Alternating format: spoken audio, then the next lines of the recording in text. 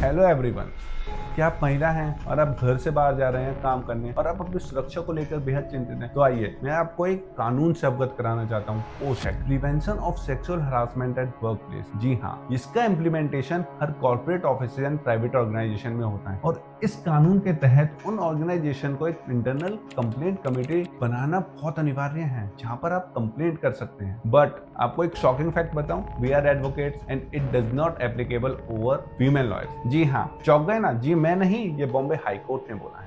Bombay high court ने अब recent अपनी जजमेंट में बोला है कि पोश एक्ट वीमेन्स लॉयर पे एप्लीकेबल नहीं होता है। उन्होंने ये कहा है कि basically women lawyers and bar association के बीच कोई भी एम्प्लॉयर एम्प्लॉय का रिलेशनशिप नहीं होता है और यदि कोई भी सेक्सुअल हरासमेंट की कंप्लेंट है तो आप सेक्शन 35 ऑफ एडवोकेट के अंडर जाकर आप अपनी शिकायत दर्ज करा सकते हैं। इसी को चुनौती देते हुए Supreme Court women's lawyer association ने हाल ही में अपनी एक पिटीशन फाइल करी है, जिसमें उन्होंने बॉम्बे हाईकोर्ट के फैसले को चुनौती दी है। उनका ये कहना है कि यदि कोई भी बार एसोसिएशन में इस तरीके की व्यवस्था नहीं होगी तो हम तो रेमेडीलेस हो जाएंगे। हमारे ऊपर अगर कल सेक्सुअल हरासमेंट होगी तो हम कहाँ जाएंगे? और सुप्रीम कोर्ट ने इस पर सुनवाई करते हुए केंद्र को और बार काउंसिल ऑफ इंडिया से जवाब मांगा है। उन्होंने ये भी कहा कि जैसे सुप्रीम कोर्ट में gender sensitisation complaint internal committee available है, इस तरीके से बार एसोसिएशन में क्यों नहीं?